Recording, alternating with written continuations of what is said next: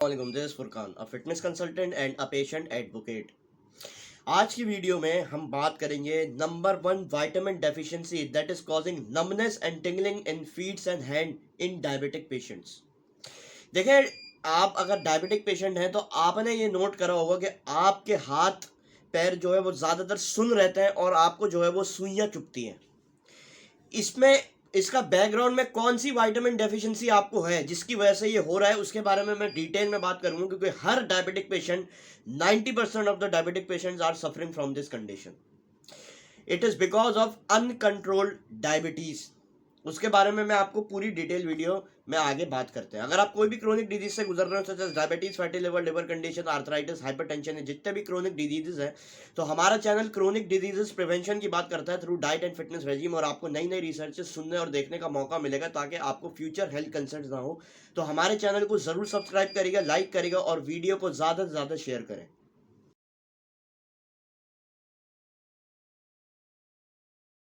Phenomena और concept जो मैं आपको अभी बता रहा हूँ, ये ध्यान से सुने, उसके बाद मैं आपको विटामिन की बात बताऊंगा।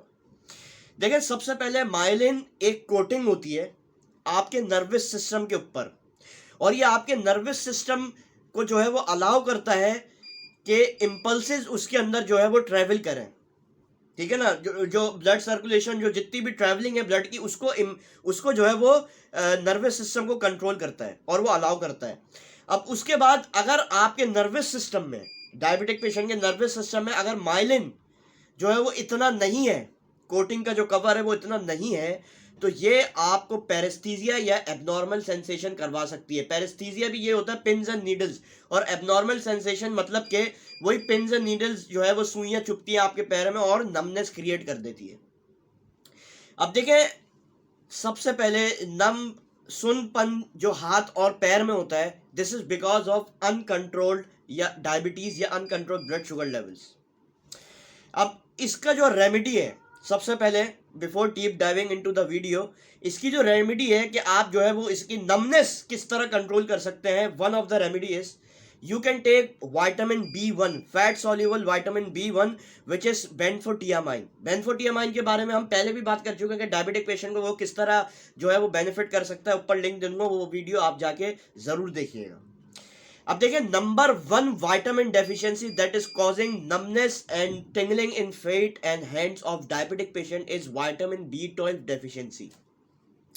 देखिए, विटामिन B12 हर डायबिटिक पेशेंट में, ज्यादातर डायबिटिक पेशेंट में इसकी डेफिशिएंसी पाई जाती है, जिसकी वजह से आपको नमनेस और टिंगलिंग होती है। और विटामिन B12 लेवल्स जितने कम होंगे, ये भी देखा गया है रिसर्चेस में कि आपके ब्लड शुगर लेवल्स भी एलिवेट होते हैं और ये इंसुलिन रेजिस्टेंस भी क्रिएट करता है।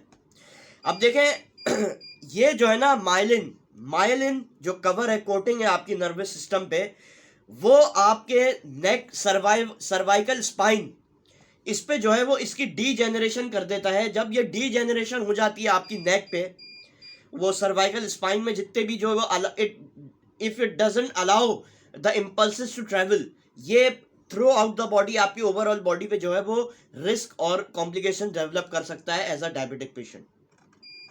अब सिम्टम्स क्या है विटामिन B12 डेफिशिएंसी के इन डायबिटिक पेशेंट्स? सबसे पहले it will create imbalance in your gait, आपको बैलेंस कोऑर्डिनेशन आपकी सही नहीं रहेगी। उसके बाद यूरिनरी रिटेंशन या ब्लैडर प्रॉब्लम, फ्रीक्वेंट यूरिनेशन की शिकायत आपको हो सकती है। You will feel problem in feet, जिसको हम बोलते हैं डायबिटिक न्यूरोपैथी भी हो सकती है आपको। विटामिन B12 बहुत ज़्यादा क्रूशियल रोल प्ले करता है डायबिटिक न्यूरोपैथी को मैनेज करने में। उसके बाद आपको अपनी स्पाइन में दर्द होगा जब आप अपनी स्पाइन जो है वो बेंड करें, जब अपना हेड जो है वो आप अपना सर जो है वो जब झुकाएं, तो आपको जो है वो दर्द होता है स्पाइन में, विटामिन B12 की डेफिशिएंसी है। उसके बाद नेक स्टिफनेस, नेक स्टिफनेस जो है वो बहुत सारे वजूहात की तरफ वजह से होती है, लेकिन एक वजह जो है वो विटामिन B12 है डायबिटिक पेशेंट्स में। अब देखें, सबसे बड़ा विटामिन B12 जो डायबिटिक पेशेंट में जो है वो डेफिशिएंसी करवाता है, वो है lack of stomach acid. Diabetic patient को ज्यादातर डाइजेस्टिव प्रॉब्लम भी होती है, it is because of lack of stomach acid in your body. ठीक है ना, तो लैक ऑफ स्टमक एसिड की वजह से, स्टमक एसिड आपकी बॉडी में ज्यादा नहीं है, तो उसकी वजह से भी आपको विटामिन B12 डेफिशिएंसी हो सकती है। और ये जो है वो एज के हिसाब से होता है डायबिटिक पेशेंट्स में।